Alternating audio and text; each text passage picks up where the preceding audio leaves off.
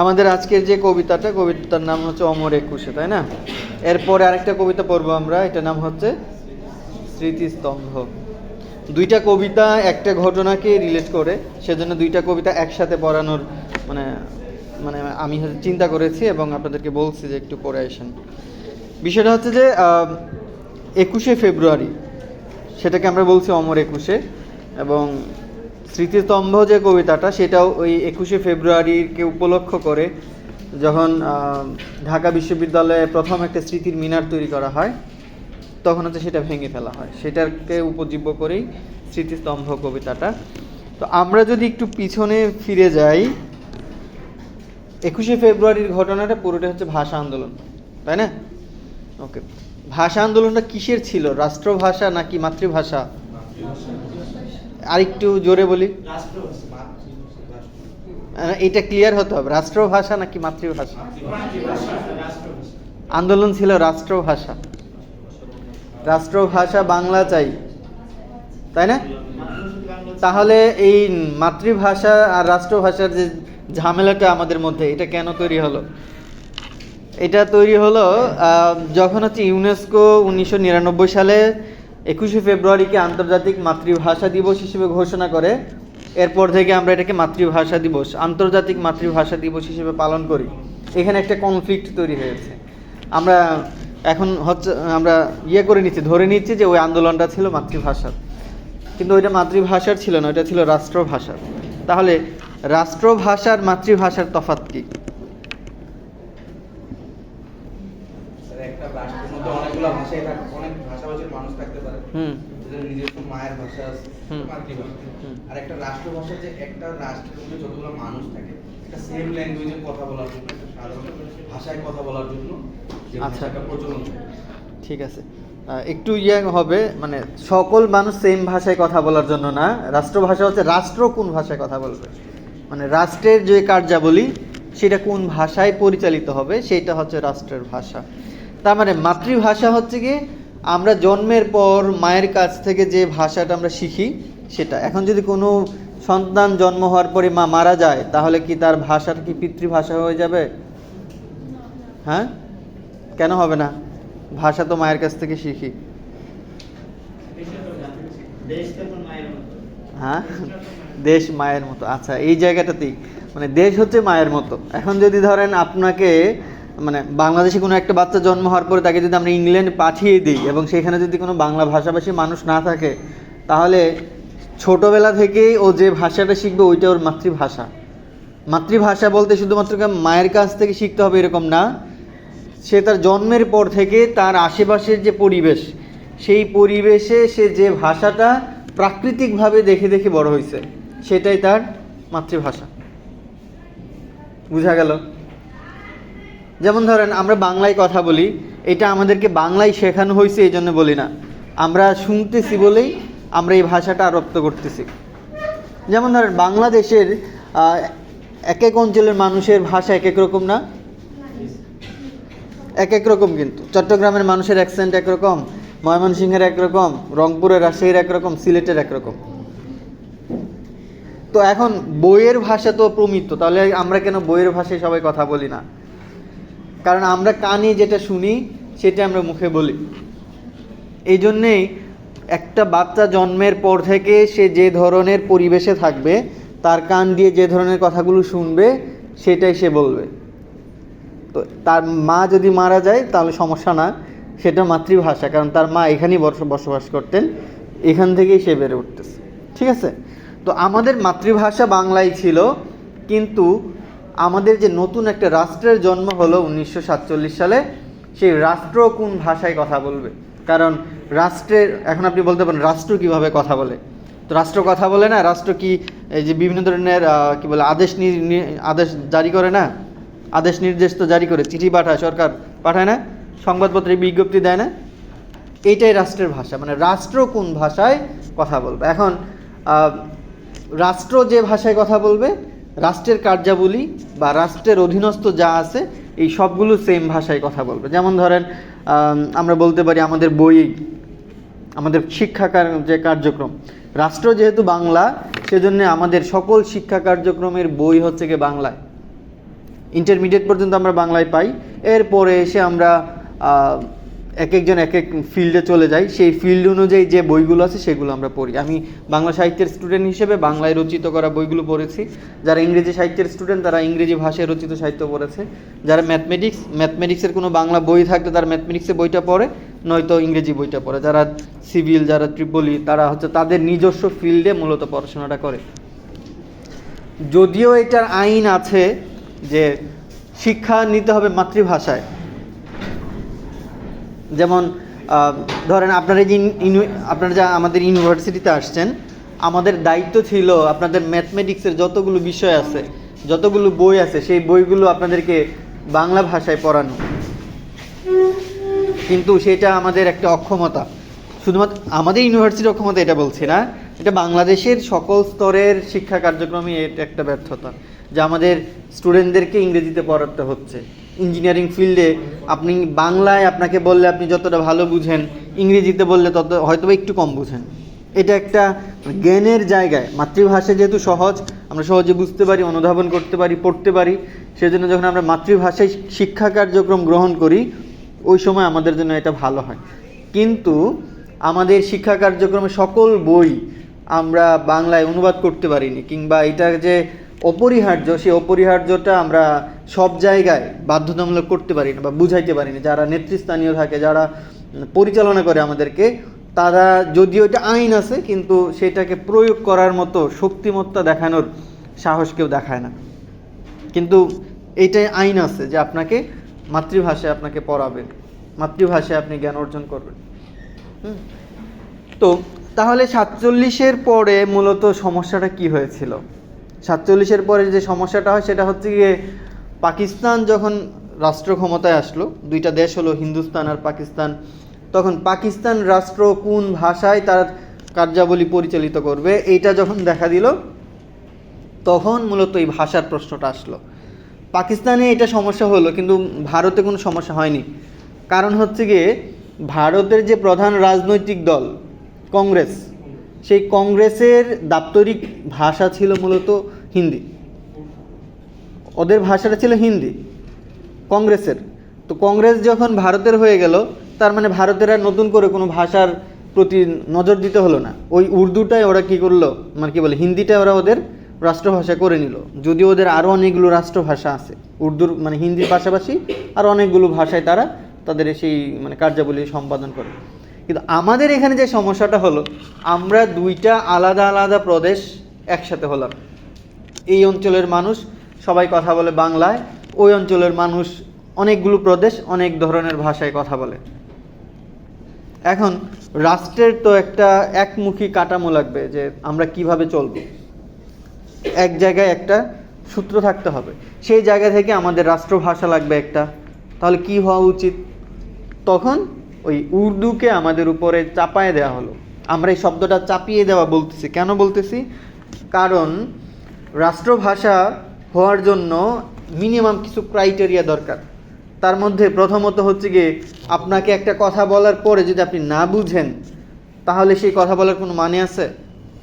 যেখানে পাকিস্তানের 56% মানুষ কথা বলে বাংলায়, সেখানে 7% কথা বলা উর্দু ভাষাটাকে যখন আপনি চাপাই দিবেন, তখন ওই 56% মানুষ সেটা বুঝতেছে না, বুঝতেছে 7%। তার মানে আপনি কি 56% মানুষকে কি বলে বৈষম্য করছেন না? মানে আমি এটা বলছি না যে 7% মানুষকে বৈষম্য করা হোক, তারা যাতে বুঝতে পারে সেজন্য তাদের ভাষাতেও সেটা কি করা হোক, প্রচার করা হোক। কিন্তু 56% মানুষকে অবজ্ঞা করে, অবহেলা করে আরেকটা ভাষা যখন আপনি তাদের উপর প্রয়োগ করতে যাবেন, তখন তো সেটা চাপিয়ে দেওয়াই নাকি? এই চাপিয়ে দেওয়ার মানসিকতাটা ছিল, এবং এই মানসিকতাটা থাকার পিছনে আরও বিশেষ কিছু কারণ ছিল। সেই কারণগুলো ধর্মীয় কারণ, সেইগুলো আমরা ক্লাসে কথা না বলি। অনেকেই অনেক ধরনের মন মানসিকতা নিয়ে ক্লাসে আসেন, অনেকেই অনেক ধরনের বিশ্বাস করেন, তো সেইগুলো হয়তো বা কন্ট্রাডিক্টরি হতে পারে, আমরা কোনো ধরনের রিস্কে না যাই। এই রাষ্ট্রভাষার যে বিষয়টা, সেটা আরও অনেক আগে থেকেই প্রচলিত ছিল। মানে ভাষা কি হবে, যেমন ধরেন আমাদের এখানে রাষ্ট্রের কার্যাবলী হিসেবে দাপ্তরিক ভাষা হিসেবে, রাষ্ট্র তো আমরা পড়ে হলাম, আগে তো ধরেন রাষ্ট্রের ওরকম কাঠামো ছিল না আমাদের। যেমন ধরেন 1757 সালে যখন সিরাজউদ্দৌলা ছিল, তখন কি আমরা রাষ্ট্র ছিলাম? তখন তো আলাদা আলাদা প্রদেশ প্রদেশ ভাগ ছিল, ওরকমভাবে রাষ্ট্রের কাঠামো তখনও আসেনি। যখন হচ্ছে কি ব্রিটিশরা আমাদেরকে শাসন করলো, এর আগে এই অঞ্চলে ফার্সিদের একটা বড় প্রভাব ছিল। আমাদের এই অঞ্চলের মক্তব, অফিস আদালত সব কিছু ফার্সি ভাষায় হচ্ছে গিয়ে নিয়ন্ত্রিত হতো। 1835 সালে খেয়াল করেন, 1757-তে ওরা হচ্ছে গিয়ে মানে ক্ষমতা দখল করলো। 1835 সালে ইংরেজরা আমাদের উপরে দাপ্তরিক ভাষা হিসেবে ইংরেজিকে চাপিয়ে দিল। এর আগে এই অঞ্চলের ভাষা ছিল, দাপ্তরিক ভাষা ছিল ফার্সি। ফার্সির বদলে পরবর্তীতে আসলো ইংরেজি। তো যখন ইংরেজরা চলে গেল, তখন তো আমরা আমাদের মতো রাষ্ট্র চালাবো, তার মানে আমাদের ভাষা লাগবে। সেই ভাষার জায়গা থেকে 1900 সালের শুরুর দিক থেকেই আমাদের রাষ্ট্রভাষা কি হওয়া উচিত, মানে যদি আমরা আলাদা হয়ে যাই, মানে বিষয়টা হচ্ছে কোনো কিছু তো হুট করে ঘটে না। আর ব্রিটিশদের সাথে যে আন্দোলনটা ছিল বা ব্রিটিশ বিরোধী যে মুভমেন্ট, সেটা 190 বছর ধরে চলছে। তার মানে মানুষের একটা প্রস্তুতি ছিল যে আমরা স্বাধীন হব, স্বাধীন হলে আমাদের কি দরকার, বা আমাদের ভাষাটা আমাদের নিজেদের করে নেওয়া, এইটাও তো এক ধরনের আন্দোলন, তাই না? তো বিভিন্ন জায়গায় পড়াশোনা করলে বা বিভিন্ন পত্রিকা বা হচ্ছে লেখাপত্র ঘাটলে দেখা যায় যে 1900 সালের শুরু থেকেই এই বাংলা ভাষা নিয়ে একটা আন্দোলন চলতেছিল, যে দাপ্তরিক ভাষা, যেমন মুসলিম লীগের ওই সময় তো সবচেয়ে বড় দল ছিল, কংগ্রেসের পরপরই মুসলিম লীগ ছিল। তো মুসলিম লীগের দাপ্তরিক ভাষা কি হবে, বা হচ্ছে গিয়ে যদি আমরা আলাদা হয়ে যাই, আমরা এখন যেভাবে আলাদা হলাম, বিষয়টা এরকম হওয়ার কথা ছিল না। আমাদের কথা ছিল যে দুই বঙ্গ, এখন যেটা পশ্চিমবঙ্গ আর আমরা পূর্ববঙ্গ, এই দুই বঙ্গ তো একসাথে ছিল, 1905 সালে সেটা ভাগ করা হইলো। ধারণা ছিল যে এই দুইটা বঙ্গ আসাম সহ একসাথে থাকবে, এটা একটা প্রদেশ। তো বঙ্গ যদি একসাথে থাকে তাহলে এটা তো বাংলা অটোমেটিক্যালি হয়ে যাচ্ছে, এর জন্য তো আলাদা কোনো ঝামেলা মানে হওয়ার কথা ছিল না। কিন্তু আনফর্চুনেটলি যখন রাষ্ট্রটা ভাগ করা হয়, তখন ওরা মানে পশ্চিমবঙ্গে যেহেতু প্রচুর পরিমাণে হিন্দু, এবং হিন্দুরা হিন্দুস্তানে থাকবে, সেজন্য ওরা হয়ে যায় ভারতের অংশ। আর আমাদের এই অঞ্চলে যেহেতু মুসলমান, আমরা পাকিস্তানে থাকবো, সেজন্য আমরা হয়ে গেলাম ওই পাকিস্তানের অংশ। মূলত এই কারণেই ভাষার নিয়ে এই জটিলতাটা তৈরি হয়। তো যদি এইরকম ভাগ না হইতো, যদি পুরো বঙ্গটা একসাথে থাকতো, মানে সিস্টেমটা ছিল এরকম যে অনেকগুলো প্রদেশে মানে ভাগ হবে, কিন্তু পরবর্তীতে রাজনৈতিক নানান কুটচাল, ব্রিটিশদের নানান ধরনের ডিভাইডেশনের কারণে এটা সম্ভব হয় নাই। ওকে, তো এই ভাষার আন্দোলন আমি যেটা বললাম যে 1900 সাল থেকেই শুরু হয়েছিল, নানান জায়গায় নানান ধরনের ভাষা নিয়ে আন্দোলন। সেটা 47-এ এসে যখন আমরা একদম আলাদা হলাম এবং আমাদের একটা ভাষা লাগবেই, কারণ আমাদের রাষ্ট্রের নথিপত্র ওই ভাষায় প্রকাশ করতে হবে, এটা নিয়ে আন্দোলন শুরু হয়। এবং এই আন্দোলন শেষ হয়েছিল 56-তে। আমরা যেটা পড়ি 1952 সালে 21শে ফেব্রুয়ারি। 21শে ফেব্রুয়ারিতে যেটা হয়েছিল সেটা হচ্ছে কি আন্দোলন তো চলমান, বিভিন্ন ধরনের মানববন্ধন, তারপরে হচ্ছে কি সভা সেমিনার করা, স্মারকলিপি দেওয়া, এই ধরনের আন্দোলনগুলো ছিল। তো 21শে ফেব্রুয়ারিতে যেটা হয়, হরতাল ডাকা হয় যে আমরা আমাদের রাষ্ট্রভাষা বাংলা চাই, বাংলা করতে হবে, এই সপক্ষে হচ্ছে হরতাল। হরতাল শব্দের সাথে আপনারা অনেকেই পরিচিত। হরতাল মানে গাড়ি ঘোড়া চলবে না, সব কিছু বন্ধ থাকবে। এই হরতালের দিনে যাতে এই হরতাল যাতে না হয়, সেজন্য পাকিস্তান সরকার 144 ধারা জারি করে। 144 ধারা মানে আপনি 3 জনের বেশি একসাথে হতে পারবেন না, একসাথে চলতে পারবেন না।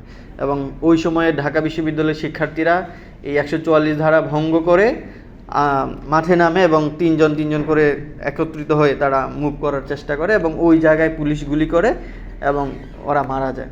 আন্দোলন কিন্তু এই দিনই শেষ হয়ে যায়নি, 21শে ফেব্রুয়ারি দিনই শুধু আন্দোলন হয়েছে এবং এই দিন আন্দোলন শেষ। আন্দোলনটা কিন্তু এই দিনে না, আন্দোলন পরবর্তীতেও জারি ছিল। এবং 1956 সালে পাকিস্তান বাংলা ভাষাকে পাকিস্তানের অন্যতম রাষ্ট্রভাষা হিসেবে, মানে উর্দুর পাশাপাশি অন্যতম রাষ্ট্রভাষা হিসেবে স্বীকৃতি দেয়। মানে হচ্ছে গিয়ে সকল ধরনের নথিপত্র উর্দু ভাষায় প্রকাশিত হবে এবং সেটার একটা অনুবাদ বাংলা ভাষাতেও প্রকাশিত হবে, যাতে যারা বাংলা ভাষাভাষী মানুষ তারা যেন এটা বুঝতে পারে। বুঝা গেল? তার মানে 21শে ফেব্রুয়ারি আন্দোলন চূড়ান্ত আন্দোলন এরকমটা না। যেমন আমরা যদি 24-এর আন্দোলন নিয়ে কথা বলি, যে আবু সাইদ মারা গিয়েছিল 15ই জুলাই, কিন্তু সেটা চলতে চলতে আন্দোলন চলতে চলতে মানে একদম চূড়ান্ত হইলো 5ই আগস্ট। তার মানে 15 জুলাই কিন্তু আন্দোলন শেষ না, আন্দোলন শুরু। মানুষ রক্তের মধ্য দিয়ে, জীবনের মধ্য দিয়ে আন্দোলন শুরু করে। এই যে জীবনের মধ্য দিয়ে আন্দোলন শুরু, সেই আন্দোলনটা আমরা দেখব আমাদের আজকের যে দুইটা কবিতা, অমর 21-এ, আরেকটা হচ্ছে কি স্মৃতিস্তম্ভ। বিষয়টা হচ্ছে 1952 ভাষা আন্দোলন অনেক কারণে খুবই গুরুত্বপূর্ণ। সেই গুরুত্বপূর্ণর একটা অংশ হচ্ছে কি আমরা জাতিগতভাবে একতাবদ্ধ হলাম, সেটাকে বলে জাতীয়তাবাদ। আমরা লিখি না ন্যাশনালিটি, ন্যাশনালিটি কি লিখি আমরা? বাংলাদেশি। এই বাংলাদেশি আর বাঙালি এর তফাৎ কি বলেন?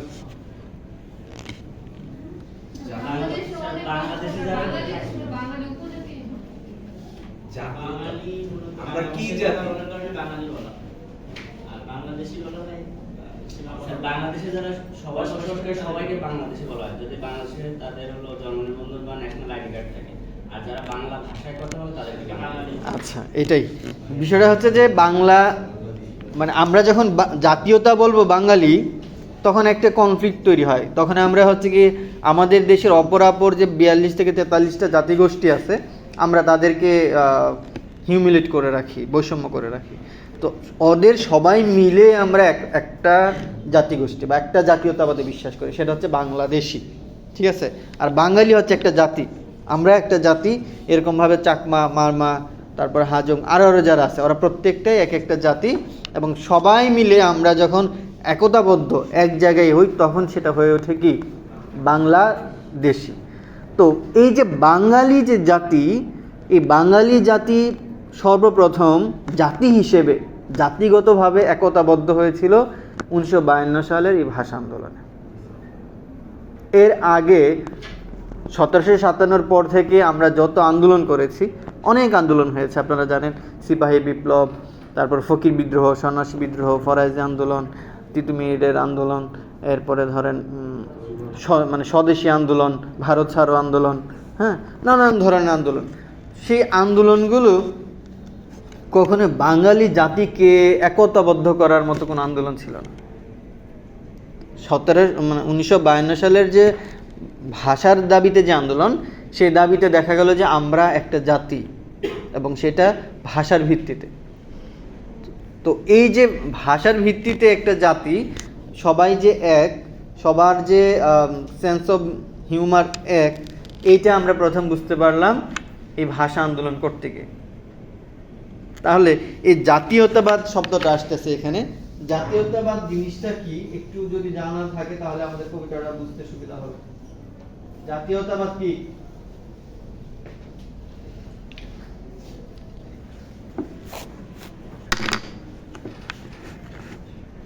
কি জাতীয়তাবাদ? সকল জাতিকে একত্রিত করণ, সকল মানুষকে একত্রিত করণ। মানে আমরা যদি বইয়ের কোনো ভাষা মানে সংজ্ঞাতে না যাই, জাস্ট নর্মাল ভিউতে যদি আমরা বুঝতে যাই, যে জাতীয়তাবাদ হচ্ছে কি একটা মনস্তাত্ত্বিক বিষয়। মনস্তাত্ত্বিক এমন একটা বিষয় যে বিষয়টাকে কেন্দ্র করে আপনি অন্যের সাথে আপনার কানেকশন তৈরি করেন। যেমন আমি বাংলাদেশি, এখন আমার বাংলাদেশের কোনো একজন মানুষ যখন একটা ভালো কিছু করে, তখন সেটা আমাকে আনন্দিত করে। বাংলাদেশ ক্রিকেটাররা যখন ভালো খেলে, তখন আমরা সবাই আনন্দিত হই। সে আনন্দিত হই কেন?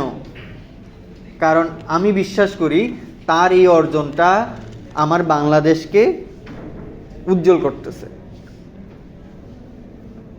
বাংলাদেশি একজন যখন অলিম্পিকে যায় কিংবা বিদেশে গিয়ে ভালো কিছু করে, এভারেস্টের চূড়ায় যায়, সেটাতে আমার সার্থকতাটা কোথায়? আমার সার্থকতা হচ্ছে যে আমি যে তার জাতির অন্তর্ভুক্ত, সেই জাতিকে সে কি করলো? গৌরবান্বিত করলো। এই যে আপনার সেন্সটা তার সেন্সের সাথে মিলতেছে, এইটাই ধরেন জাতীয়তাবাদ। আরও যদি সংক্ষিপ্ত কোনো উদাহরণ টানতে হয়, যেমন ধরেন আপনারা উত্তর ইউনিভার্সিটির শিক্ষার্থী, হ্যাঁ, এখন উত্তর ইউনিভার্সিটি কোনো শিক্ষার্থী যদি ভালো করে, তখন আপনাদের ভালো লাগে না? কেন ভালো লাগে? কারণ আমিও এখানে পড়ছি, সে ভালো করলে এটা আমাকে গৌরবান্বিত করে যে আমি ওই ইউনিভার্সিটির স্টুডেন্ট। বুঝা গেল? তো জাতীয়তাবাদ মূলত হচ্ছে এরকম চেতনাগত একটা ইস্যু যেটা মুহূর্তের মধ্যে সবাইকে কানেক্ট করে। যেমন ধরেন আমরা বলতেছি আমরা বাঙালি যারা, তারা ভাষার দিক থেকে আমরা বাঙালি। এখন আমরা যারা মুসলিম, তারা আমাদের ধর্মের ভিত্তিতে আমরা কি হই, সারা পৃথিবীর যত মুসলমান আছে তাদের সাথে কানেক্টেড হয়ে যাই, হই না? যখন কোনো মুসলমানের উপর আক্রমণ আসে তখন আমরা আহত হই। সে আহতটা কেন হই? কারণ আমি মুসলমান, সেও মুসলমান। আমরা যারা সনাতন ধর্মের আছি, আমরা যদি দেখি যে কোথাও সনাতন ধর্মের কেউ আহত হচ্ছে, তখন আমরা তার সাথে কানেক্টেড হই। কেন? কারণ সে যে ধর্মটাকে বিশ্বাস করে, আমিও সেই ধর্মটাকে বিশ্বাস করি। মূলত এইরকমই জাতিগত বিষয়টা। যারা বার্সেলোনার ফ্যান, বার্সেলোনার ভালো হইলে যেমন ভালো লাগে, জাতীয়তাবাদ ওইরকমই জিনিসটা, ওইরকম একটা ইস্যু। তো এই জাতীয়তাবাদ তার মানে কি করে? একটা সেন্সকে কাজে লাগিয়ে মানুষকে একত্রিত করে, তাই না? তো এই জাতীয়তাবাদ, বাঙালি জাতীয়তাবাদ প্রথম গড়ে উঠছে 1952 সালে, এবং সেটা হচ্ছে এই ভাষা আন্দোলনকে কেন্দ্র করে। তার মানে আমরা বলতেছি জাতীয়তাবাদ মানুষকে কি করে? একত্রিত করে। জাতীয়তাবাদ কি করে? মানুষকে একত্রিত করে। সেই একত্রিত কিভাবে করে? একত্রিত হওয়ার যে বিষয়গুলো, যে ইস্যুগুলো, সেইগুলো মূলত আমরা এই দুই কবিতায় দেখব। আমরা যদি প্রথম কবিতা ওমর একুশে পড়ি, দেখব হাসান হাফিজুর রহমান, কবির নাম হচ্ছে হাসান হাফিজুর রহমান। তিনি বলতেছেন, আম্মা তার নামটি ধরে একবারও ডাকবে না তবে আর। মানুষ তো মারা গেল, তাহলে তাদের মায়ের আর কি করবে না কখনো? সেই নামগুলো ধরে আর ডাকতে পারবে না। ঘূর্ণিঝড়ের মতো সেই নাম উন্মথিত মনের প্রান্তরে ঘুরে ঘুরে জাগবে, ডাকবে, দুটি ঠোঁটের ভেতর থেকে মুক্তোর মতো গড়িয়ে এসে একবার উজ্জ্বল হয়ে উঠবে না সারাটি জীবনেও না। অর্থাৎ এই যে তাদের নামগুলো, সেই নামগুলো মনের প্রান্তরে থাকবে, মনের ভিতরে থাকবে। এবং একটা টার্ম ইউজ করছে, ঘূর্ণিঝড়। ঘূর্ণিঝড় আসলে কি হয়? সব উড়ায় নিয়ে চলে যায়, ঘুরতে থাকে মনের ভিতরে, এর বাইরে আর কোনো কিছু করা যায় না। কিছু মানুষ থাকবে, কিছু নাম থাকে, কিছু বিষয় থাকে যারা ঘূর্ণিঝড়ের মতো, ওইটা মনে হইলে আর কোনো কিছু মাথায় আসে না। তো তিনি বলতেছেন যারা এই যে মারা গেল, সেই নামগুলো আমাদের মনের ভিতরে এমনভাবে থাকবে, ঘূর্ণিঝড়ের মতো এত গতিবেগ নিয়ে থাকবে, হয়তো বা সারা জীবনে তাদের নামগুলো আমরা হয়তো উচ্চারণ করব না, কিন্তু আমাদের মনের ভিতরে কি থাকবে? মানুষ মারা গেলে তখন আর তার নাম নেয় না, লাশ হয়ে যায় না? সেটা বলতেছে যে মা আর কখনো তার নাম ধরে ডাকবে না, কিন্তু তাদের নামগুলো কি হবে? মনের ভিতর গেঁথে থাকবে। স্যার, এটা যে একটা কবিতা স্যার, কোনো লাইনের সাথে কোনো লাইন মিল নেই, কেমন কবিতা? গল্পের কথা বলতেছে, আচ্ছা, মনে হচ্ছে কথা বলতেছে। কবিতা বলতে আমরা যেটা বুঝি লাইনের পর লাইন মিলে, তাই না? আচ্ছা, বিষয়টা হচ্ছে কি, ওইটাকে বলা হয় গদ্য, কি বলে ওটাকে বলা হয় পদ্য, মানে একটার পর আরেকটা ছন্দ মিলানো, ভার্স। বিষয়টা হচ্ছে যে ছন্দ মিলাইলে যে কবিতা হবে এরকম না, আবার ছন্দ না মিলাইলে যে কবিতা হবে না এটাও না। কবিতা লেখার জন্য নানান ফরম্যাট আছে, তো এইটা হচ্ছে গদ্য ছন্দে রচিত একটা কবিতা। আমার কাছে স্যার এটা মনে হয় স্যার, এই অমর একুশে কবিতাটা স্যার 1952 সালে রচিত হয়েছে। হ্যাঁ, ওই সময় মানুষের সাথে এটা কানেক্ট করতে পারছে। মানে বিষয়টা হচ্ছে যে উনার যে জায়গায় প্রশ্ন, সেটা হচ্ছে ছন্দ মিলতেছে না, তো কবিতা হওয়ার জন্য ছন্দ মিলতে হবে না, ঠিক আছে? ওকে, হ্যাঁ লিখতে পারেন, সমস্যা নেই। আপনার লেখা কবিতা নাই কোনো? আছে, ওগুলো পড়ে। আচ্ছা, বলতেছে আবুল বরকত নেই, সেই অস্বাভাবিক বেড়ে ওঠা বিশাল শরীর বালক, মধুর স্টলের ছাদ ছুঁয়ে হাঁটতো যে, তাকে দেখো না, আর একবারও ডাকলে ঘৃণায় তুমি কুঁচকে উঠবে। সালাম, রফিক উদ্দিন জব্বার, কি বিষণ্ণ থোকা থোকা নাম। এই এক সারি নাম বর্ষার তীক্ষ্ণ ফলার মতো এখন হৃদয়কে হানে। বলতেছে এই যে মানুষগুলা, এই নামগুলা ধরে তুমি আর ডেকো না, ডাকলে কি করবে তুমি?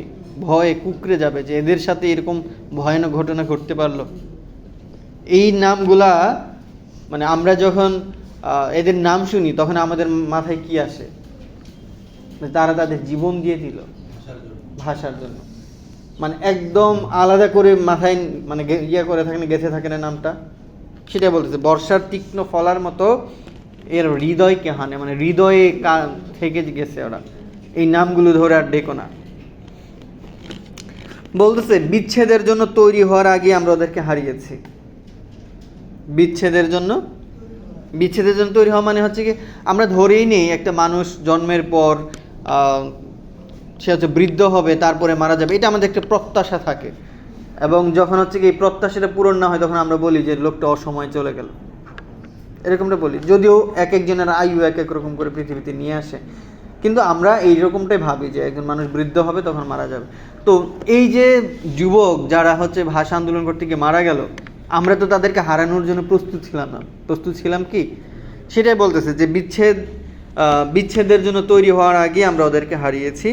কেননা প্রতিক্রিয়ার গ্রাস জীবন ও মনুষ্যত্বকে সমীহ করে না। খুবই ইম্পর্টেন্ট একটা লাইন।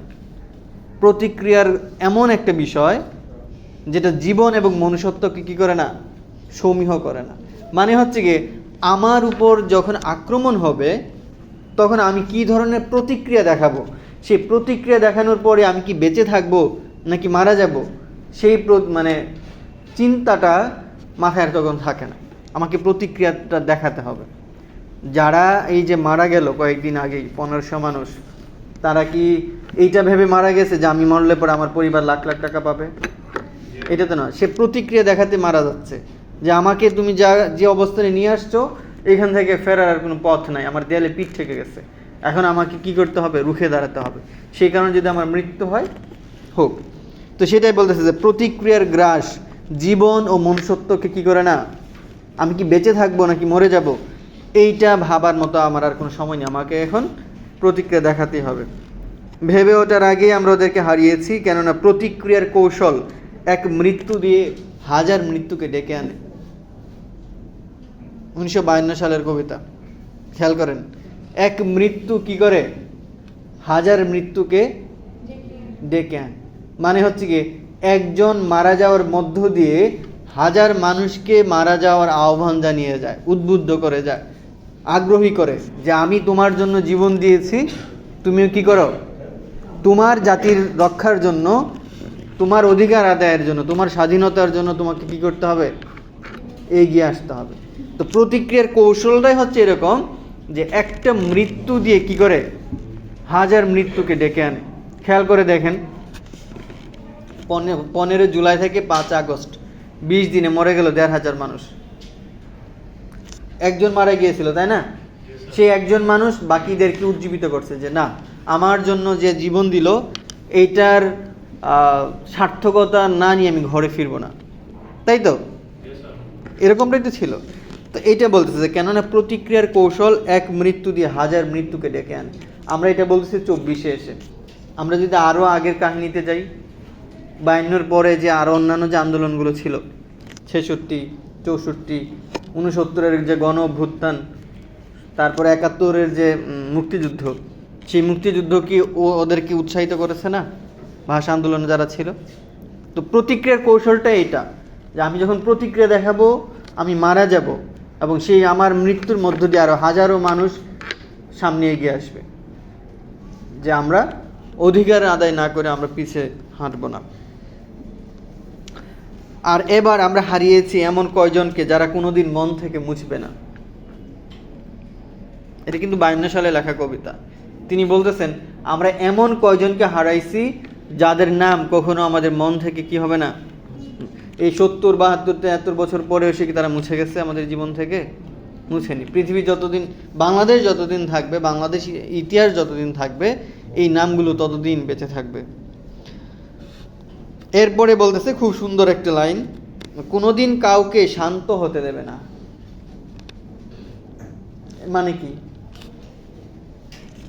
কোনোদিন কাউকে শান্ত হতে দেবে না, মানে অশান্ত করে রাখবে। সেই অশান্তটা হচ্ছে গিয়ে অন্যায়ের বিরুদ্ধে। চেয়ার আছে কি ফাঁকা? কোনো চেয়ার আশেপাশে রুম থেকে দেখেন তো, নিয়ে আসা যায় কিনা? ছেলেরা 1-2 জন যান, একটা চেয়ারই লাগবে কেন? প্রত্যেকে চেয়ার।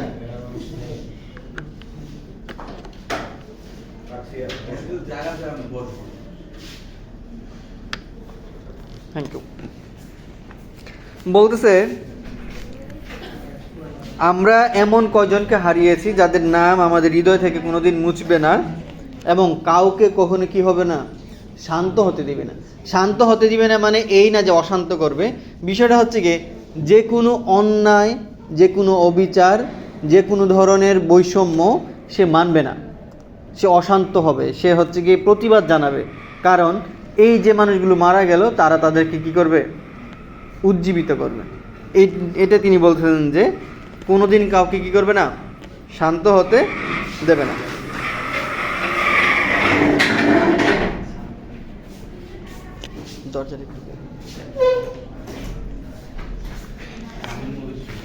এরপরে বলতেছে যাদের হারালাম তারা আমাদেরকে বিস্তৃত করে দিয়ে গেল। খেয়াল করেন লাইনটা, যাদেরকে আমরা হারালাম তারা আমাদেরকে কি করলো, বিস্তৃত মানে কি, ছড়িয়ে দিল, বড় করে দিল। এই ছড়িয়ে দেওয়ার কথাটা আছে। যাদের হারালাম তারা আমাদেরকে বিস্তৃত করে দিয়ে গেল, দেশের এ প্রান্ত থেকে ও প্রান্তে কণা কণা করে ছড়িয়ে দিয়ে গেল, দেশের প্রাণের দীপ্তির ভেতর মৃত্যুর অন্ধকারে ডুবে যেতে যেতে। অর্থাৎ আমরা যাদেরকে হারিয়েছি তারা মৃত্যুর মধ্য দিয়ে যে অন্ধকারে ডুবে গেল, সেই অন্ধকারে ডুবে যেতে যেতে তারা আমাদেরকে ছড়িয়ে দিয়ে গেল, তারা আমাদেরকে বিস্তৃত করে দিয়ে গেল দেশের এই প্রান্ত থেকে ওই প্রান্ত। মানে আন্দোলনটা তো ছিল ঢাকা কেন্দ্রিক বা ঢাকা বিশ্ববিদ্যালয় কেন্দ্রিক। সেই আন্দোলনটা যখন হচ্ছে গিয়ে 21শে ফেব্রুয়ারিতে যখন তারা মারা গেল, তখন কি হয়ে গেল, সারা দেশব্যাপী ছড়িয়ে গেল যে শিক্ষার্থীদের উপরে কেন আক্রমণ হবে, কেন তাদেরকে হত্যা করা হবে। এটা তিনি বলতেছেন যে যারা মারা গেল তারা আমাদেরকে কি করে দিল, বিস্তৃত করে দিয়ে গেল। আপনারা খেয়াল করেন যে 15 জুলাইয়ের পরে আন্দোলনটা অনেক বেশি বেগবান হয় নাই, অনেক বেশি বেগবান হয়েছে। এমনকি আমি কয়েকদিন মানে জুলাইয়ের পর, আগস্টেরও পরের একদম শেষের দিকে হঠাৎ করে একটা লিস্ট পড়তেছিলাম যে আন্দোলনের সূত্রপাত শেষ হলো যখন, তখন দেখি যে 22শে জুলাই সম্ভবত, যদি ডেটটা মিস না করি, 22শে জুলাই সম্ভবত ওই কোটার সংস্কার করা হয়ে গেছিল। 93% মেধা, 7% কোটা, এরকম ছিল। তো 22 তারিখে যেখানে সরকার মেনে নিল, সেখানে আগস্টের 5 তারিখে গিয়ে সেই সরকারকে কেন এরকম পরাজয় বরণ করতে হলো? সেটা হচ্ছে কি ওরা মেনে নিল, মেনে নেওয়ার পরে আবার হচ্ছে ব্লক রেড দিতে লাগলো, ব্লক রেড দিয়ে শিক্ষার্থীদেরকে গ্রেফতার করতে লাগলো। মানে আমি তোমাদেরটা মেনে নিছি, কিন্তু তুমি যে আমাদের উপর আন্দোলন করছো সেটার জন্য শাস্তির মুখোমুখি তোমাকে হতেই হবে। এই যে ব্লক রেড দিয়ে প্রায় 2-3 দিনে প্রায় 10 থেকে 12,000 মানুষকে যে গ্রেফতার করা হয়, এইটা সাধারণ মানুষকে নানানভাবে করেছে, আতঙ্কিত করেছে যে শিক্ষার্থীরা যে আন্দোলন করলো সেটার জন্য তাদের এখন জীবনটা হুমকির মুখে। এবং আমরা দেখলাম যে মেট্রো রেলে গিয়ে কান্নাকাটি, আমরা দেখলাম বিটিভি চ্যানেলে গিয়ে কান্নাকাটি, আরও নানান স্থাপনায়। এবং এটার জন্য বের হয়ে গেল, একটা লাইন বের হলো, নাটক কম করো প্রিয়, তারপরে হচ্ছে দিনে নাটক রাতে আটক, এই ধরনের লাইনগুলো আমরা দেখলাম। তো এই বিষয়গুলো মানুষকে কি করলো, এই যে শিক্ষার্থীদের সাথে তারা যে ধরনের আচরণগুলো করতেছে সেগুলো সাধারণ মানুষ মেনে নিতে পারেনি। তো এইটাই মূলত যে হচ্ছে গিয়ে সবাইকে কানেক্ট করা। মানুষগুলো বলতেছে যে যাদেরকে হারলাম তারা আমাদেরকে বিস্তৃত করে দিয়ে গেল। একজন মানুষ মৃত্যুর মধ্য দিয়ে অনেক মানুষকে বিস্তৃত করে দিতে পারে। আমার মনে আছে 2018 সালে যখন এই কোটা বিরোধী আন্দোলন হয়, সে আন্দোলনে আমিও ছিলাম। তো হঠাৎ করে ঢাকা বিশ্ববিদ্যালয়ের রাতের একটা ঘটনা ঘটলো যে এক মেয়ে একটা ভিডিও দিল যে তাকে হচ্ছে গিয়ে আক্রমণ করা হয়েছে, তার পা কেটে ফেলছে, রক কেটে ফেলছে, এরকম টাইপের কিছু একটা। এবং ওই রাতটা জাহাঙ্গীরনগর বিশ্ববিদ্যালয়ে আমি যখন হলে থাকতাম, দেখলাম খুবই উত্তপ্ত সারা রাত, যে কখন সকাল হবে আর কখন সবাই আন্দোলনে নামবে, যে শিক্ষার্থীদের উপরে কেন এই ধরনের আন্দোলন হচ্ছে বা আক্রমণ হচ্ছে কেন এই ধরনের, সেটা নিয়ে। তো এই কী করে একটা ঘটনা সকল মানুষকে খুব দ্রুত কানেক্ট করে।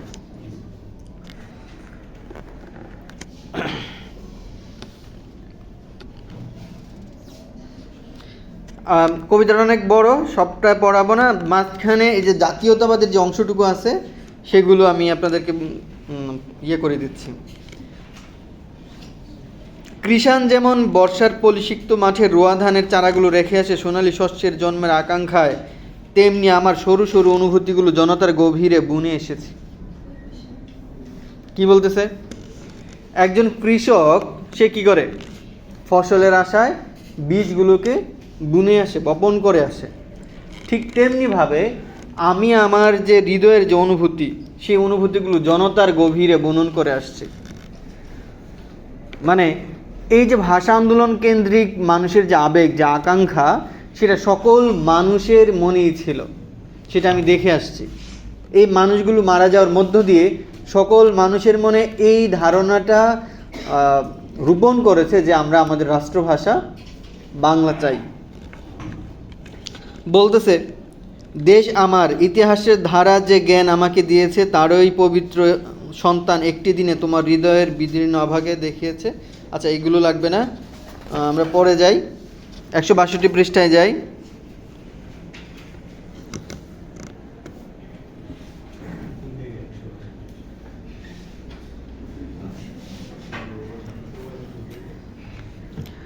আহ 162 পৃষ্ঠার ইয়েতে যান। কি আশ্চর্য প্রাণ ছড়িয়েছ, 1 2 3 4 5 6 7 8 9 10 বা 11 লাইনের দিকে।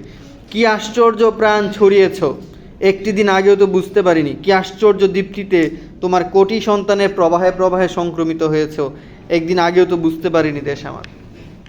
খেয়াল করেন, এই যে আন্দোলন চলতেছে, যে আন্দোলনটা শুধুমাত্র শিক্ষার্থীরা করছিল, রাজনীতিবিদরা করতেছিল, বা ঢাকা বিশ্ববিদ্যালয়ের শিক্ষার্থীরা করতেছিল, সেই আন্দোলনটা মুহূর্তের মধ্যে সারা দেশব্যাপী ছড়িয়ে পড়েছে। সেটা তিনি বলতেছেন, কি আশ্চর্য প্রাণ ছড়িয়েছে, অর্থাৎ সবার প্রাণে প্রাণে, হৃদয়ে হৃদয়ে এই আন্দোলনটা ছড়িয়ে গেছে। একদিন আগেও আমরা কি করতে পারিনি, বুঝতে পারিনি। তারপর কি আশ্চর্য দীপ্তিতে তোমার কোটি সন্তানের প্রবাহে প্রবাহে সংক্রমিত হয়েছে। এই যে মানুষগুলো রক্ত দিল, সেই রক্তের যে উত্তেজনা, সেই রক্তের যে তেজ, সেটা সকল মানুষের মধ্যে প্রবাহিত হতে শুরু করলো। বলতেছে এটা একদিন আগেও আমরা বুঝতে পারিনি।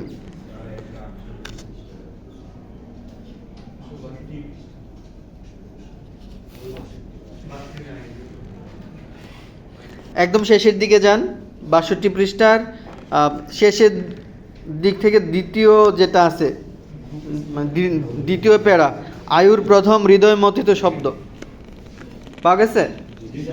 ওকে,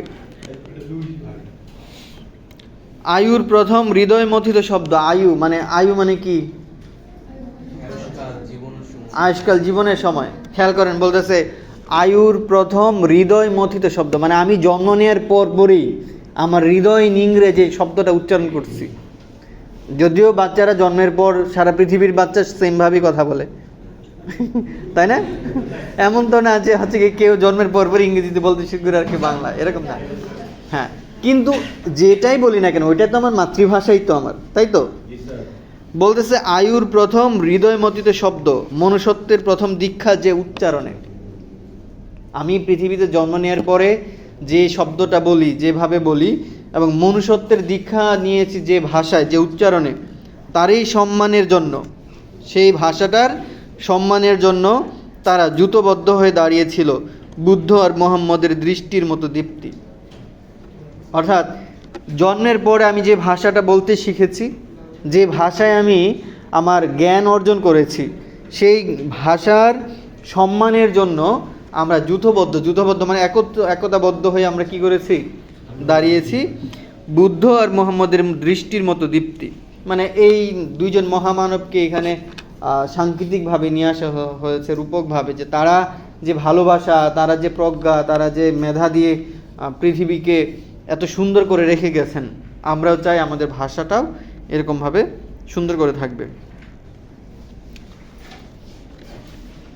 163 পৃষ্ঠায় যান। বলতেছে তাদের একজন আজ নেই। যারা আন্দোলন করতেছিল, সেই আন্দোলনকারীদের একজন আজ নেই। তারপর বলতেছে না, তারা 50 জন আজ নেই। মানে এইটা হচ্ছে গিয়ে কবিতার আবেগ দিয়ে তিনি বলতেছেন। প্রথমত বলতেছে একজন নেই, আর বলতেছে না, তারা 50 জন আজ নেই। আর আমরা সেই অমর শহীদদের জন্যে, তাদের প্রিয় মুখের ভাষা বাংলার জন্যে এক চাপ পাথরের মতো এক হয়ে গেছে। খেয়াল করেন, বলতেছে তারা নেই, যারা আন্দোলন করতেছিল তাদের একজন নেই, পরে বলছে না তাদের 50 জন নেই, নাই। আমরা কি করলাম? আমরা সেই অমর শহীদদের জন্য, তাদের প্রিয় মুখের ভাষা বাংলার জন্য এক চাপ পাথরের মতো এক হয়ে গেছি। খেয়াল করেন, পাথরকে কিন্তু সহজে ভাঙা যায় না। ভাঙা যায়? সহজে ভাঙা যায় না। তো আমরা বাঙালিরা আমরা কি হলাম? সবাই একটা পাথরের মতো হয়ে গেছি। আসো, আমাদেরকে ভাঙতে চাও, ভাঙতে পারবে না। এই যে একতাবদ্ধ হওয়া, পাথরের মতো হয়ে যাওয়া, এই যে জাতীয়তাবাদ। এরপরে বলতেছে হিমালয়ের মতো অভেদ্য বিশাল হয়ে গেছি। প্রথম উপমাটা ছিল পাথর, এখন বলতেছে হিমালয়ের মতো অভেদ্য। হিমালয়কে ভেদ করা যায় না সহজে, হিমালয় অনেক উঁচু। আমরা সবাই মিলে এরকমভাবে অভেদ্য এবং বিশাল হয়ে গেছে। আমাদেরকে তোমরা কি করতে পারবে না? ভেদ করতে পারবে না। আমরা পাথরের মতো শক্ত হয়ে গেছি, আমরা হিমালয়ের মতো অভেদ্য হয়ে গেছি, বিশাল হয়ে গেছি। আমাদেরকে তোমরা টপকাতে পারবে না। আমি কিন্তু একদম সিগনিফিকেন্ট লাইনগুলো বলতেছি, এগুলো আলোচনা করে করে আপনাদেরকে ব্যাখ্যা বিশ্লেষণ করতে হবে উত্তর। প্রথম পৃষ্ঠায় তো সমগ্র দেশের প্রাণী আমরা আরেকটু শেষের দিকে যাই। এখানে আমরা ফেরাউনের আয়ুর শেষ কোটি বছরের উদ্যত্তের মুখোমুখি। খুব সুন্দর একটা উপমা দিছে যে ফেরাউন যেরকমভাবে তার মানে আয়ুর শেষের দিকে যে এরকম উদ্যত্ত হয়ে গেছিল বলে তো তাকে এরকম ধ্বংস করা হলো। খেয়াল করেন, সে 1952 সালে, তিনি হচ্ছে তখন মাত্র একজন যুবক। সে ওই সময় সরকারকে, পাকিস্তান সরকারকে ফেরাউনের সাথে তুলনা করে বলতেছে যে আমরা ফেরাউনের আয়ুর শেষ কোটি বছরের উদ্যত্তের মুখোমুখি। অর্থাৎ এরা যে ধরনের উদ্যত্ত দেখাচ্ছে আমাদের সাথে, ফেরাউন এরকম উদ্যত্ত দেখাইছিল, সে টিকতে পারে নাই, তার মানে এরাও টিকতে পারবে না। আমরা এই ফেরাউনের উদ্যত্তের মুখোমুখি দাঁড়িয়েছি। এখানে আমরা পৃথিবীর শেষ দৈরতে দাঁড়িয়ে, আমরা এখানে পৃথিবীর শেষ দৈরত, এটা আমাদের শেষ যুদ্ধ। দেশ আমার স্তব্ধ অথবা কলকণ্ঠ এই দ্বন্দ্বের সীমান্তে এসে বলছে, দেশ আমার, আমি কি স্তব্ধ হয়ে যাব নাকি কলকণ্ঠ হব? আমি কি উচ্চ স্বরে কথা বলবো নাকি আমি একদম আমার ভাষাটা ভুলে যাব? এই দ্বন্দ্বের সীমান্তে এসে, আমি এই দ্বন্দ্বের সীমান্তে এসে দাঁড়িয়েছি। মায়ের স্নেহের পক্ষে থেকে কোটি কণ্ঠ চৌচির করে দিয়েছি, এবার আমরা তোমার। অর্থাৎ আমাদেরকে ওরা এমন একটা জায়গায় পৌঁছায় দিচ্ছে যে আমি বাংলা ভাষা ভুলে যাব নাকি বাংলা ভাষায় কথা বলবো, এরকম একটা জায়গায় এসে আমরা আমাদের মায়ের স্নেহের যে পক্ষ, সেখান থেকে আমরা আমাদের কোটি কণ্ঠ চৌচির করে দিয়েছি, এবার আমরা তোমার। আমরা মাকে বলতেছি যে এতদিন তোমরা আমাকে লালন পালন করছো। মা বলতে এখানে দেশ, হে দেশ মা, তুমি এতদিন আমাদের লালন পালন করছো, এবার আমরা তোমার ভাষার রক্ষার্থে আমরা আমাদের কোটি কণ্ঠ চৌচির করে দিচ্ছি, মানে চিৎকার করতেছি, রাষ্ট্রভাষা বাংলা চাই, আমাদের দাবি মানতে হবে। এটা যতদিন পর্যন্ত না হবে আমরা আলাদা হব না, আমাদেরকে কেউ হারাতে পারবে না।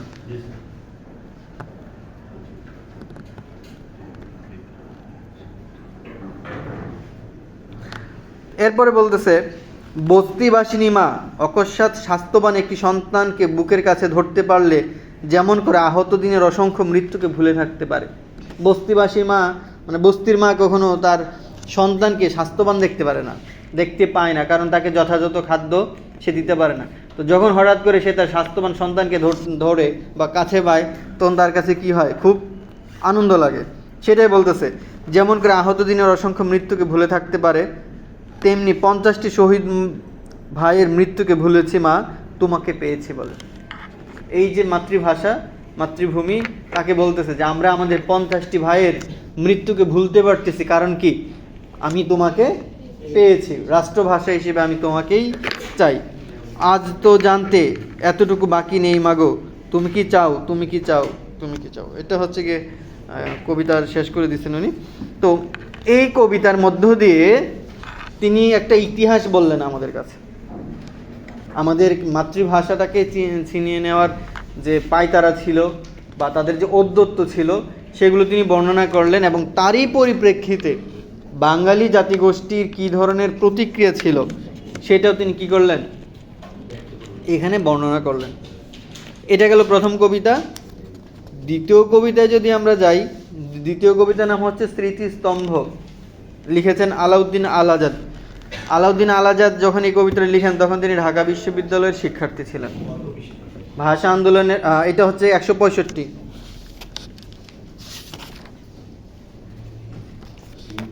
মানে এই কবিতাটার পরপরই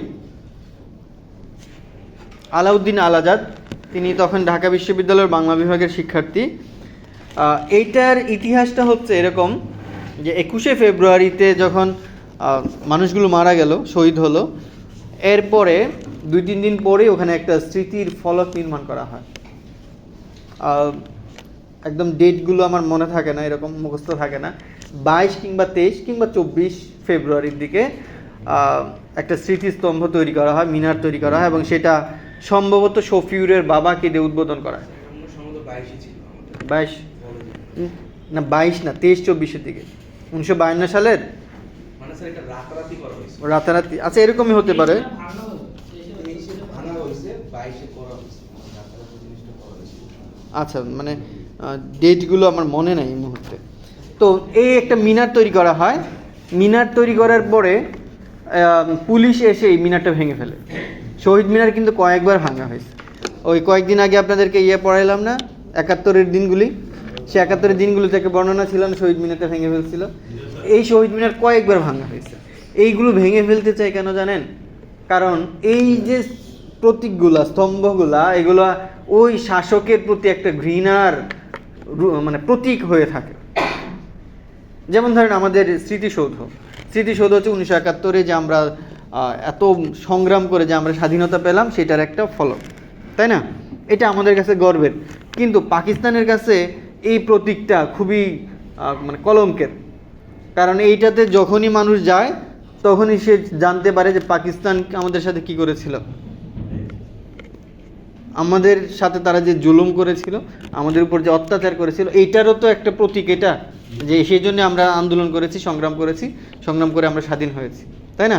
তো এই যে ভাষা আন্দোলনের উপর ভিত্তি করে স্টুডেন্টরা শহীদ হলো এবং তার জন্য একটা শহীদ মিনার নির্মাণ করা হয়ে গেল, সেটা তো ওই সরকারকে সবসময় চোখে আঙ্গুল দিয়ে দেখিয়ে দিবে যে দেখো তুমি স্বৈরাচারী, তুমি হচ্ছে কি এটা করছিলা। তো এইরকম একটা স্তম্ভ থাকতে পারে না, সেজন্য পুলিশ এসে এটা ভেঙে ফেলে। তো এই যে ভেঙে ফেলার যে ঘটনাটা, সেটাকে অবলম্বন করে আলাউদ্দিন আল আজাদ এই কবিতাটা লিখেছেন। তিনি মূলত এটাতে বলার চেষ্টা করছেন যে তাদের শক্তি আছে, তাদের সামর্থ্য আছে ইটের তৈরি করা একটা মিনার ভেঙে ফেলার, কিন্তু আজকে আমরা সারা বাংলার মানুষ ভাষার দাবিতে যে একতাবদ্ধ হয়েছি, এইটাই তো একটা মিনার। একটার পর একটা ইট একসাথে গাঁথার পর একটা মিনার হয়, তাহলে একসাথে একের পর এক মানুষ যে আমরা একসাথে দাঁড়ালাম, এইটাও তো একটা মিনার। তো তাদের সামর্থ্য আছে ইটের মিনারটা ভেঙে ফেলুক, কিন্তু আমরা মানুষ একতাবদ্ধ হয়ে যে মিনারটা গড়ছি, সেটা কি চাইলে ভাঙতে পারবে না। এইটাই মূলত এই কবিতার নির্যাস। এবং আমরা কবিতাগুলো বিশ্লেষণ করতেছি জাতীয়তাবাদী ধারণা থেকে, যে ভাষা আন্দোলনকে কেন্দ্র করে কিভাবে জাতীয়তাবাদ আমাদের মধ্যে আসছে এবং সেটা কিভাবে আমাদের সাহিত্যে প্রতিফলিত হয়েছে। তো আমরা যদি দেখি, তিনি বলতেছেন, স্মৃতির মিনার ভেঙেছে তোমার, ভয় কি বন্ধু, আমরা এখনো 4 কোটি পরিবার। বলতেছে তোমার স্মৃতির মিনার ভেঙে ফেলছে। এটা তো স্মৃতি রক্ষার অর্থেই তো মিনারটা তৈরি করা হয়েছিল, তাই না? যে স্মৃতির মিনার ভেঙে ফেলছে তোমার, তারপর ভয় কি বন্ধু, আমরা এখনো কি আছি, 4 কোটি পরিবার একসাথে আছি, খাড়া রয়েছে তো, যে ভিত কখনো কোনো রাজন্য পারেনি ভাঙতে। আমরা এই যে 4 কোটি পরিবার একসাথে আছি, একসাথে খাড়া আছি, এটাকে কখনো কেউ, কোনো রাজা, কোনো বাদশাহ, কোনো সৈন্য এসে কি করতে পারেনি, ভাঙতে পারেনি। তো ভয় কি তোমার? হীরের মুকুট নীল পরোয়ানা, খোলা তলোয়ার, খুরের ঝটিকা ধুলাই চূর্ণ যে পদপ্রান্তে। বলতেছে এই যে ধরেন আমরা যদি 1204 সালের দিকে যাই, তেরুদ্দিন মোহাম্মদ বিন বখতিয়ার খিলজি, সে তো বাংলাতে এসে দখল করছিল। এরপর আর কত শাসক আসলো, কত মানে বাণিজ্য করতে এসে আমাদের শাসন ক্ষমতা নিয়ে গেল, কিন্তু তারা কি টিকে আছে? এই যে নীল মুকুট, মানে হীরের মুকুট, নীল পরোয়ানা, খোলা তলোয়ার, যারা আসছিল তারা কেউ এখানে কি করতে পারেনি, টিকতে পারেনি। কারা টিকে আসি সেটাই তিনি পরে বলতেছেন যে গুণটা নেই। আচ্ছা, প্রথম বলতেছে যারা বুনি ধান, মানে যারা ধান বুনি, মানে কি কৃষক, গুণটানি, গুণ মানে কি, নৌকা টেনে নেওয়ার জন্য একটা দড়ি থাকে, পানি যদি কম থাকে তখন হচ্ছে গিয়ে একটা দড়ি বেঁধে একজন মানুষ হ্যাঁ ইয়ে করে নদীর পাড় দিয়ে হেঁটে যেতে থাকে আর ওইটার টানে টানে নৌকা চলতে থাকে, এটা হচ্ছে গুণ। বলতেছে গুণটানি আর তুলি হাতিয়ার, হাপড় চালাই। হাপড় চিনেন? হাপড় ওই যে দা বানায় না কামারের দোকানে, ওইটাতে যে বাতাস দেয় একটা ইয়ে থাকে না এরকম, ওইটা হচ্ছে হাপড়। হ্যাঁ এখন তো ফ্যান চালু করে দেয় মনে হয়, তাই না? এখন তো সব মডার্ন, কিন্তু ওইটা ছিল যে এরকম করে এক হাতে টানতে হতো আর এটা বাতাস হয়ে কয়লাটা গরম থাকতো। বলতেছে যে গুণটানি আর তুলি হাতিয়ার, হাপড় চালাই, সরল নায়ক আমরা জনতা সেই অনন্য। আমাদের দেশের যে কৃষক, কামার, কুমার, জেলে, মাঝি, এরাই হচ্ছে কি এই এলাকার সরল নায়ক। এখানে যারাই আসছে কেউ টিকতে পারেনি, কেউ আমাদেরকে ভাঙতে পারেনি। তো তোমার স্মৃতির মিনার ভাঙছে, সেই জন্য কী করবে না, ভয় পাবে না। আমরা এখনও 4 কোটি পরিবার হারা রয়েছে। এখন মৃত্যু, কেউ কি দেখেছে মৃত্যু এমন? বলছে এই যে মানুষগুলো মারা গেল, এটা কেমন মৃত্যু, এমন মৃত্যু কি আর কেউ কখনো দেখেছে? শিওরে যাহার ওঠে কান্না, ঝরে না অশ্রু। শিওরে দাঁড়িয়ে আমরা কান্না করতেছি কিন্তু আমাদের চোখে কোনো অশ্রু নেই, কারণ এই শোক আমাদের শক্তিতে পরিণত হয়েছে। হিমালয় থেকে সাগর অবধি সহসা বরং, সকল বেদনা হয়ে ওঠে এক পতাকার রং। বলতেছি হিমালয় থেকে সাগর পর্যন্ত সহসা মানে খুব দ্রুতই কি হয়ে যায়, সকল বেদনা হয়ে ওঠে এক পতাকার রং। এই যে মানুষগুলো মারা গেল, তাদের মৃত্যুতে হিমালয় থেকে সাগর পর্যন্ত সকল মানুষ মুহূর্তের মধ্যে একটা পতাকার তলে চলে আসছে। যে জাতীয়তাবাদ মানে সবাই মুহূর্তের মধ্যে কি হয়ে যাওয়া, কানেক্টেড হওয়া বা তার সাথে সামঞ্জস্য হওয়া, হ্যাঁ যে আমি তার সাথে আছি, কিংবা আমি রাষ্ট্রভাষা বাংলা চাই। তো এটা বলতেছে হিমালয় থেকে সাগর অবধি সহসা বরং, সকল বেদনা হয়ে ওঠে এক পতাকার রং। এখন মৃত্যু, কেউ কি দেখেছে মৃত্যু এমন, বিরহে যেখানে নেই হাহাকার। এটা কেমন মৃত্যু, এমন মৃত্যু কি কেউ কখনো দেখেছে যে এদের বিরহ আমরা কেউ হাহাকার করছি না? কেবল সেতার হয় প্রপাতের মোহনীয় ধারা, অনেক কথার পদাতিক ঋতু কলম মেরে দেয় কবিতার কাল। বিষয়টা হচ্ছে যে মানুষ মারা গেলে পরে মানুষ কান্নাকাটি করে, তাই তো? কিন্তু এরা মারা যাওয়ার পর আমরা কান্না করছি না, আমরা বিলাপ করছি না, আমরা বিরহ প্রকাশ করতেছি না, কারণ এদের মৃত্যুগুলো আমাদেরকে কি করে দিয়ে গেল, শক্তি দিয়ে গেল, আমাদেরকে পথ দেখিয়ে গেল যে নিজের অধিকার আদায় করার জন্য কি করতে হবে, জীবন দিতে হবে। তো আমরা এদের বিরহে কাতর নই, বরং এদের শোকটা আমাদের শক্তিতে পরিণত হয়েছে। তিনি বলতেছেন ইটের মিনার ভেঙেছে ভাঙুক, ইটের মিনার ভাঙছে ভাঙুক, একটি মিনার গড়েছি আমরা 4 কোটি কারিগর। আমরা 4 কোটি কারিগর মিলে একটা মিনার গড়ছি। 4 কোটি কারিগর মানে আমরা যে সবাই একতাবদ্ধ, আমরা যে একটাই চাই, সেইটাতে আমরা বদ্ধপরিকর। এই মিনারটা তো কখনো কি করতে পারবে না, ভাঙতে পারবে না। কয়জনকে মারবে তারা? বেহালার সুরে রাঙ্গা হৃদয়ের বর্ণ লেখায়। আমরা বেহালার সুর মানে করুণ সুর, বেহালার সুর মানে করুণ, যখন যেখানে ইয়ে হয় এখানে করুণ সুর অর্থে আসছে যে এই মানুষগুলো মারা যাওয়ার যে করুণ সুর, সেই সুরটা আমাদের হৃদয়ে কি করছে, বর্ণ লিখে দিচ্ছে। রাষ্ট্রভাষা আমি কি চাই, বাংলা চাই।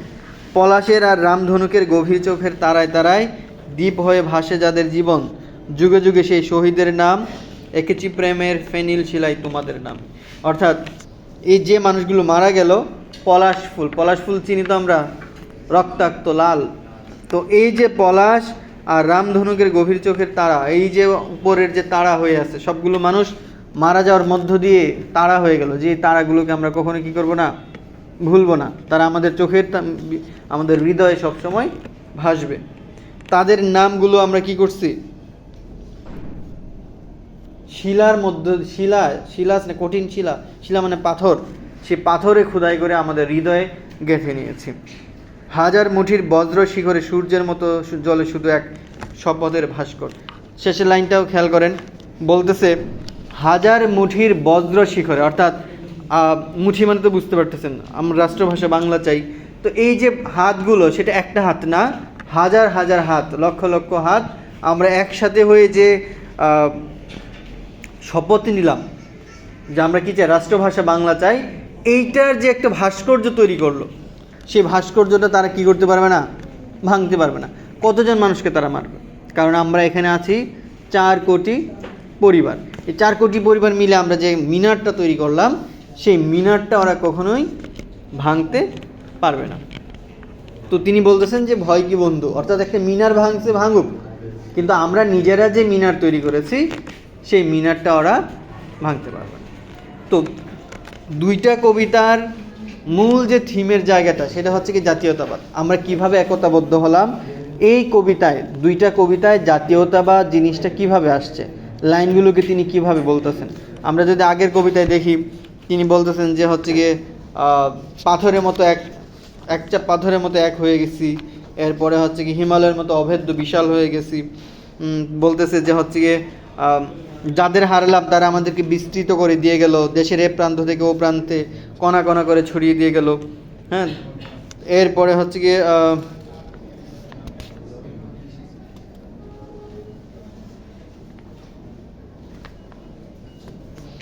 কি আশ্চর্য প্রাণ ছড়িয়েছ, একটি দিন আগেও তো বুঝতে পারিনি, কি আশ্চর্য দীপ্তিতে তোমার কোটি সন্তানের প্রবাহে প্রবাহে সংক্রমিত হয়েছে। এই আমরা যদি স্মৃতিস্তম্ভ কবিতায় দেখি যে 4 কোটি পরিবার, তারপরে হচ্ছে গিয়ে